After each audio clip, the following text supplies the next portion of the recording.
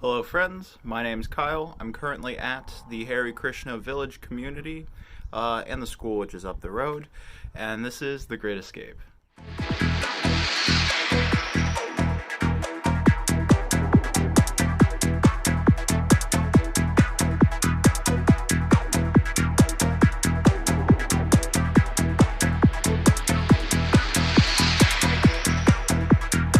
The village offers three different types of ways for you to continuously stay here.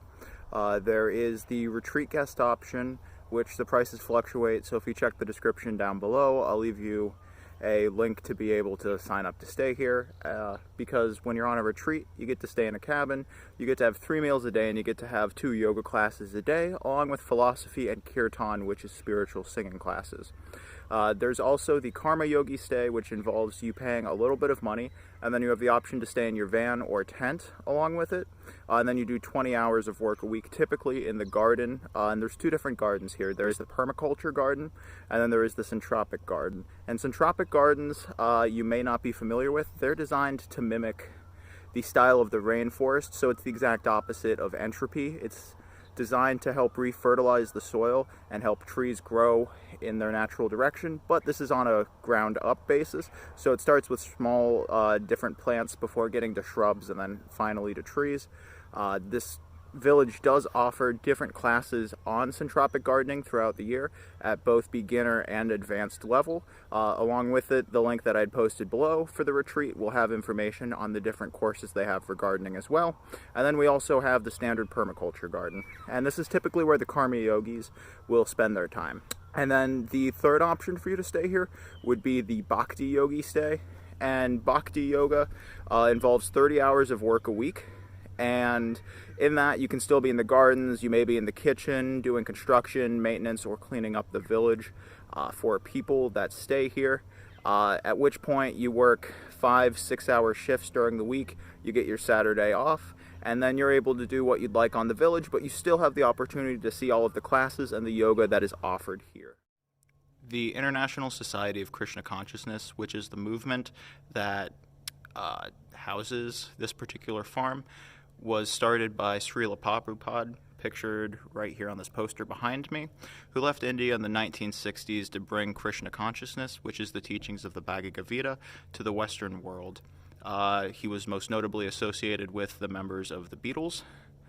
And along with it, there are multiple different villages like this all around the world. So if you can't make it out to Eastern Australia, I'm going to leave another link in the description for you to be able to locate other ISKCON temples and villages around the world. So if you are interested, you are able to get a look to see what this place has. Aside from just having gardens, this place also has fruit trees like the mango trees pictured behind me that grow fruit almost all year round. And if you can't get it off a mango, there's also other citrus trees, and you can also find these passion fruits, which are some of the largest I have ever seen.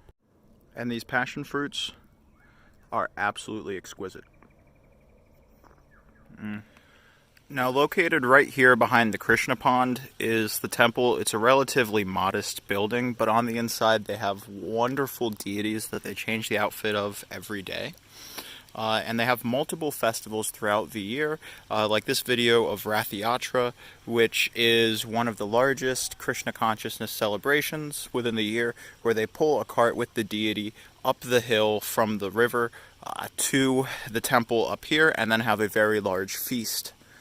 Now, because this is an ashram, which means shelter in Sanskrit, there are a couple bits of housekeeping that need to be noted before you do book your stay here. The first of which being that this is entirely vegetarian, so all of the cows here are protected, they are not slaughtered, and the milk is called ahimsa, which means non-violent, so it's gathered in a safe way for the cows.